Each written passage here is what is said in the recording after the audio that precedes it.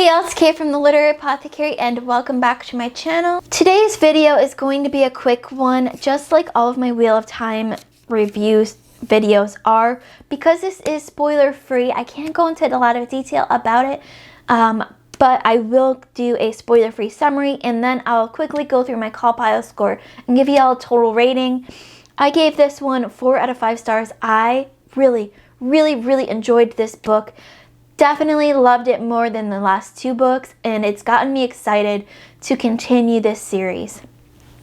Our spoiler-free summary of Winter's Heart. Perrin is in pursuit of the Shido Aiel who've captured Fael. This is not really a spoiler because this happens in like either the prologue or chapter 1, I forget which happens. But Perrin is now searching for Fael, who has been kidnapped by the Aiel along with her maiden, who we know, the readers, is Morghese in disguise.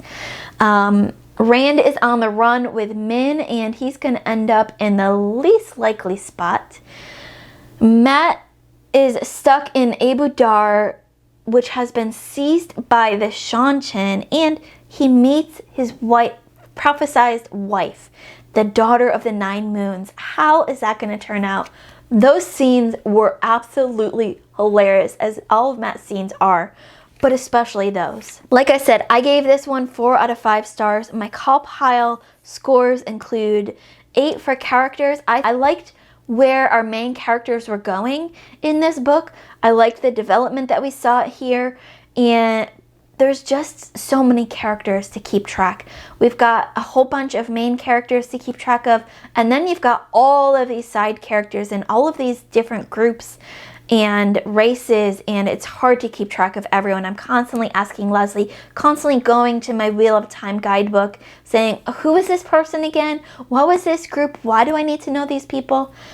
So it's a lot to keep track of. Atmosphere and setting got an 8.5. Robert Jordan never skimps on his setting. This is one place where he always put extra effort into, and I could really appreciate that because I'm a visual reader, so I want to see the worlds and the cities that these characters are going in. Writing style, I gave a 7. For me, this book had a lot of the plot and the characters and the settings finally starting to really come together, and see Robert Jordan's writing style really at a peak, at least so far.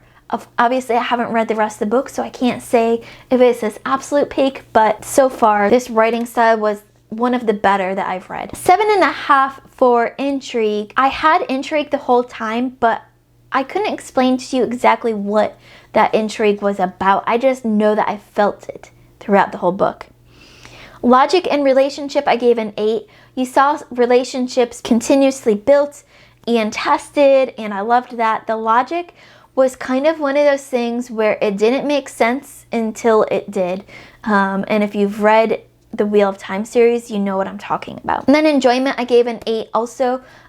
This book I enjoyed way more than The Path of Daggers, and much more than the book before that, which I can't even remember the name of right now, which gives me a total of 54.5 divided by our 7 categories, which equals a 7.7, which gives us 4 stars. This was a solid 4-star rating for me, 4-star read, and I can't wait for the rest of this series.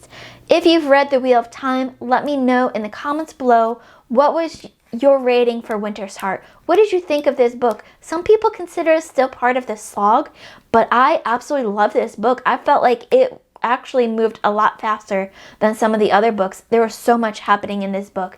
I can't even talk about it because it's all spoilers, but let me know in the comments below what you thought of Winter's Heart. Come to the Discord and chat with us about it. I love talking to people about these books. As always, my Patreon and the Discord information will be in the description below. Keep reading, and I love you all to the moon and back. Bye.